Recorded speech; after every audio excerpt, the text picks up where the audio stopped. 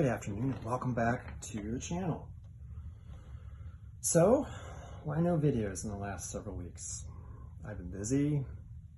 That's the age-old excuse that when you have no other real specific one to give, seems to be the one that comes out. But hey, we find the time when we're motivated, right? To do these videos, right?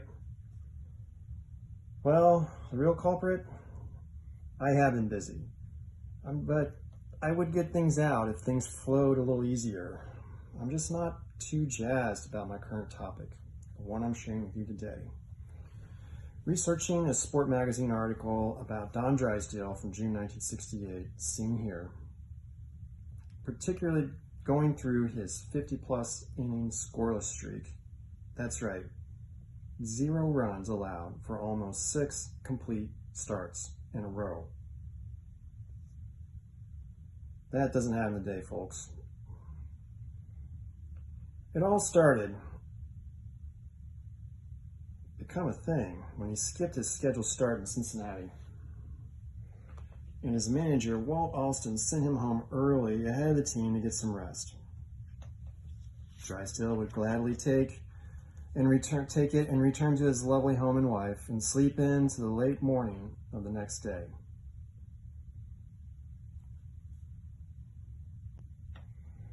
Now, early in the season, Louis Tiant had gotten to 4 complete shutout games before a run was scored on him in his 5th start. So this was a big deal.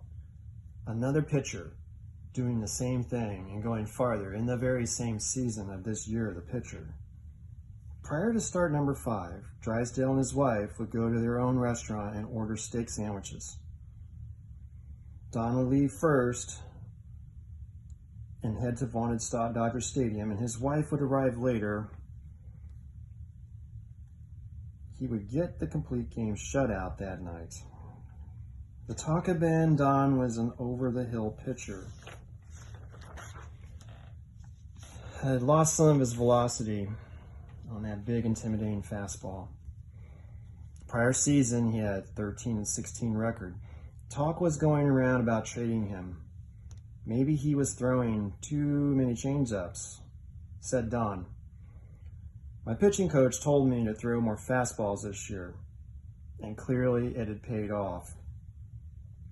He had also developed more control of all of his pitches, and instead of changing speeds as much, he would pitch a hitter inside and out, setting up particularly lefty swingers by pitching in on their hands. When asked if he was throwing any spitters, the Dapper one would quip to the press, well, maybe just a few. In warm-ups, of course.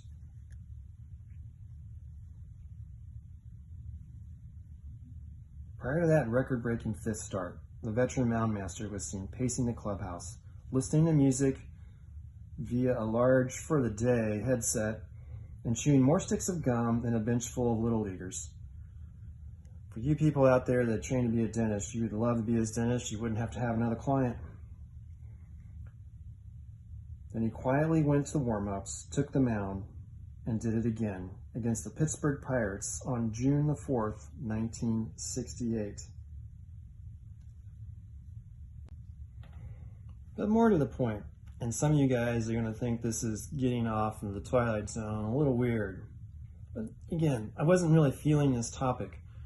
There are others out there that could definitely do this article way more justice. One guy I'm thinking of right now, and maybe he'll pick it up and talk more about some of the more intricacies of what Mr. Drysdale was experiencing, particularly that last start. But, I mean, I'd rather talk more about the Dapper one's near-perfect hair. I mean, look at this.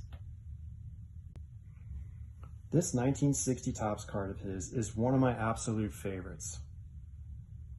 You know, there have been a lot of complaints about lazy Topps in the late 60s, reprinting players, or they don't have an image for them that year, or they're traded to another team. Instead of airbrushing out the cap, they show them with no hat on.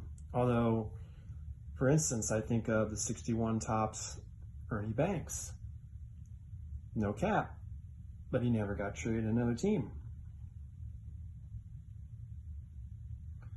It's funny though, as much as we rag on about, and here's where I'm going to go and change up a little bit and just completely start to riff instead of continue to say what I'm writing.